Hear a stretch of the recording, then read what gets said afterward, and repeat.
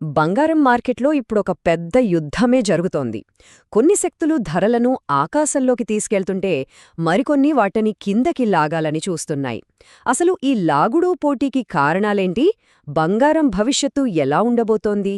ఈరోజు విశ్లేషణలో వివరంగా చూద్దాం. ఒక్క ఏడాదిలోనే సుమారుగా 46% పెరుగుదల అంటే మామూలు విషయం కాదు కదా. కొన్ని కాంట్రాక్ట్లలో బంగారం ధరలు ఇంత భారీగా పెరిగాయంటే దీని వెనుకున్న కారణాలను మనం అర్థం చేసుకోవాలి. అప్పుడే మార్కెట్లో అసలేం జరుగుతోందో మనకొక క్లారిటీ వస్తుంది. సరే, అసలు ధరలు ఏ స్థాయిలో ఉన్నాయో ఒకసారి చూద్దాం. మనం ఇక్కడ మాట్లాడుకునేవి 2025 చివరి నాటి అంచనాలు, ప్రస్తుత ధరలు కావు. గ్లోబల్గా చూస్తే ఒక ట్రాయ్ ఔన్స్ అంటే సుమారు 31.1 గ్రాముల బంగారం ధర ఏకంగా $4,000 దాటొచ్చని అంచనా. ఇక మన ఇండియా విషయానికొస్తే 24 క్యారెట్ల 1 గ్రాము బంగారం ధర $12,000 మార్కుని టచ్ చేయొచ్చని అంటున్నారు. ఈ నంబర్స్ వెనుకున్న కథేంటో ఇప్పుడు చూద్దాం. ఈ లాగుడు పోటీలో ముందుగా తాడును ఒకవైపు గట్టిగా లాగుతున్న వాళ్ల గురించి మాట్లాడుకుందాం. అంటే బంగారం ధరలను పైకి తీసుకెళ్లడానికి హెల్ప్ చేస్తున్న పాజిటివ్ ఫ్యాక్టర్స్ ఏంటో చూద్దాం. ధరలను పైకి నెట్టే వాటిలో 3 చాలా ముఖ్యమైనవి. మొదటిది, ప్రపంచవ్యాప్తంగా నెలకొన్న అనిశ్చితి.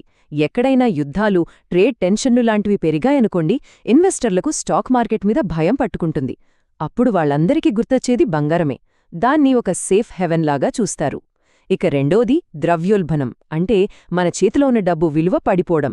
ఇలాంటి టైంలో బంగారం తన విలువను నిలబెట్టుకుంటుందని ఒక బలమైన నమ్మకం. ఇక మన దేశం విషయానికొస్తే పండగలు, పెళ్లిళ్ల సీజన్ వచ్చిందంటే చాలు బంగారానికి డిమాండ్ ఎలా ఉంటుందో మనందరికీ తెలిసిందే. దీనికి తోడు రూపాయి విలువ తగ్గితే మనం బయటనుంచి కొనే బంగారం ఇంకా కాస్ట్లీ అవుతుంది. ఇందాక మనం సేఫ్ హెవెన్ అన్నాం కదా, దాని గురించి సింపుల్గా చెప్పాలంటే మార్కెట్ అంతా కుదేలవుతున్నప్పుడు, మిగతా ఇన్వెస్ట్మెంట్లు నష్టపోతున్నా కూడా బంగారం లాంటివి మాత్రం తమ విలువను కాపాడుకుంటాయి లేదా ఇంకా పెరుగుతాయి. అందుకే కష్టకాలంలో అందరూ బంగారం వైపు చూస్తారు. సరే, ఇది నాణానికి ఒకవైపే. మరి రెండో వైపు ఎవరున్నారు? ఈ ర్యాలీని ఆపగల శక్తులు కూడా ఉన్నాయి. తాడును అటువైపు లాగేవాళ్ల బలమేంటో ఇప్పుడు చూద్దాం. ఇక్కడ కూడా 3 ముఖ్యమైన పాయింట్సున్నాయి. మొదటిది, వడ్డీ రేట్లు పెరగడం. వడ్డీ రేట్లు పెరిగాయంటే బ్యాంకుల్లో డబ్బులు పెడితే మంచి రిటర్న్స్ వస్తాయి, బాండ్స్ లాంటివి ఆకర్షణీయంగా కనిపిస్తాయి. బంగారం మీదైతే అలాంటి రాబడి ఏమీ ఉండదు కదా, సో దాని అప్పీల్ తగ్గుతుంది. రెండోది, యుఎస్ డాలర్ బలపడటం. గ్లోబల్గా బంగారం ట్రేడింగ్ జరిగేది డాలర్లలోనే. డాలర్ స్ట్రాంగ్ అయితే మనలాంటి దేశాలకు బంగారం కొనడం ఖరీదైన వ్యవహారమవుతుంది. దాంతో డిమాండ్ తగ్గి ధరల మీద ప్రెషర్ పడుతుంది. ఇక మూడోది, సింపుల్ లాజిక్. ధరలు ఇప్పటికే ఆకాశంలో ఉన్నాయి. ఇంత రేటు పెట్టి కొత్తగా కొనడానికి చాలామంది వెనకాడతారు. ఇది సహజంగానే డిమాండ్ని తగ్గిస్తుంది. చూశారు కదా, ఒకవైపేమో ధరల్ని పైకి తీసుకెళ్లే బలమైన కారణాలు, మరోవైపు కిందకి లాగే గట్టి ఒత్తిళ్లు. ఈ రెండింటి మధ్య నలిగిపోతూ మార్కెట్ ఒక రకమైన డైలమాలో ఉంది. అందుకే ఫ్యూచర్ గురించి చెప్పేవాళ్లు కొంచెం పాజిటివ్గా ఉన్నా చాలా జాగ్రత్తగా మాట్లాడుతున్నారు. మరి ముందు ముందు ఏం జరగచ్చు? షార్ట్ టర్మ్లో చూస్తే బంగారం ధరలు పెద్దగా పెరగపోవచ్చు. కొంచెం అటు ఇటుగా స్టేబుల్గా ఉండొచ్చు, లేదా కొద్దిగా పెరగచ్చు. ఎందుకంటే పెరగడానికున్న కారణాలన్నీ ఇప్పటికే ధరలో కలిసిపోయాయి.